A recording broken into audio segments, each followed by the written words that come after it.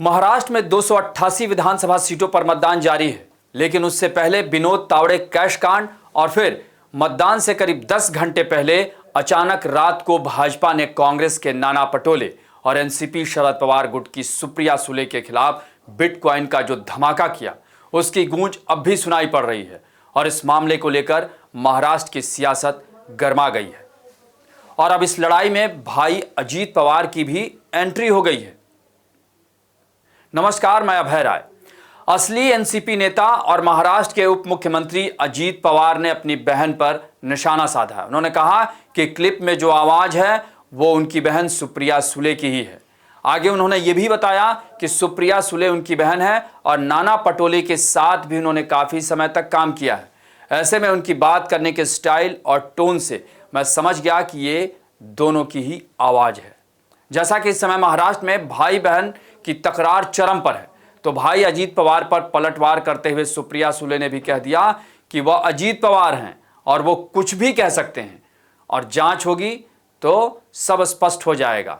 ये अजीत पवार ने कहा था और सुप्रिया सुले ने उस पर पलटवार किया। वहीं सुप्रिया सुले ने बीजेपी प्रवक्ता सुधांशु त्रिवेदी के लगाए आरोपों को भी सिरे से खारिज करते हुए इसे झूठा बताया है। सुप्रिया सुले ने कहा कि बीजेपी ने जो ऑडियो क्लिप दिखाई है वो उसमें उनकी आवाज नहीं है और मैं गौरव मेहता को भी नहीं जानती हूं। साथ ही सुप्रिया ने कहा कि सुधांशु त्रिवेदी को क्रिमिनल मानहानि का नोटिस भी दिया गया और इस मामले की साइबर क्राइम में ऑनलाइन शिकायत भी की गई है।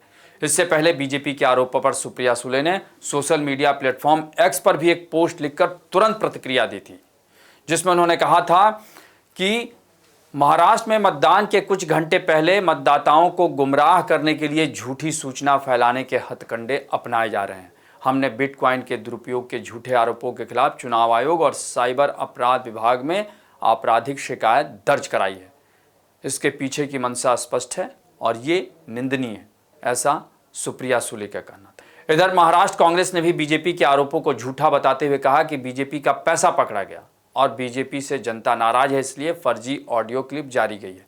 वैसे देखा जाए तो बीजेपी ने जिस तरह अचानक रात 10 बजे के करीब इमरजेंसी प्रेस कॉन्फ्रेंस बुलाकर बिटकॉइन बम फोड़ा, उससे यह माना जा सकता है कि बीजेपी ने अपने नेता विनोद तावड़े पर लगे कैश कांड के आरोपों के कुछ ही घंटों में बदला ले लिया हो।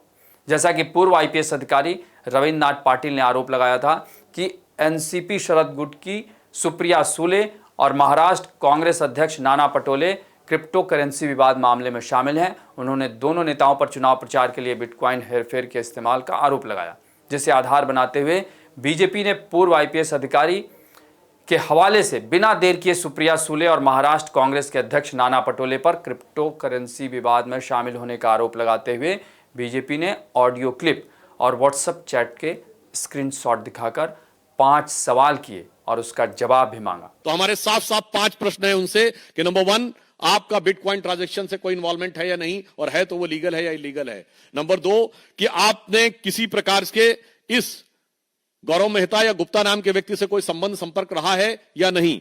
तीसरी बात, आपका किसी भी प्रकार इस संवाद में जो चैट है वो आपका है या नहीं। चौथा, ये आवाज आपकी है या नहीं। और 5वां, ये बिग पीपुल कौन है। जैसा कि बीजेपी के आरोपों को कांग्रेस और एनसीपी शरद गुट की नेता सुप्रिया सुले ने फर्जी बताते हुए मानहानि केस भी किया है और उन्होंने ये भी कहा है कि वो बीजेपी के हर सवाल का जवाब देने के लिए तैयार है। उससे ये लगता है कि चुनाव खत्म होने के बाद भी ये चर्चा थमने नहीं वाली है, क्योंकि अब इस मामले में भाई अजीत पवार और बहन सुप्रिया सुले आमने सामने हैं। यानी इस मामले को लेकर पवार परिवार के बीच एक तरह से तकरार और बढ़ेगी। अब इसमें कोई दो राय नहीं है। आपको हमारी ये रिपोर्ट कैसी लगी उसे कमेंट बॉक्स में ज़रूर बताएं और अन्य खबरों से अपडेट रहने के लिए बने रहें हमारे साथ, क्योंकि हम हैं बुलंद भारत टीवी, ताकत आपकी।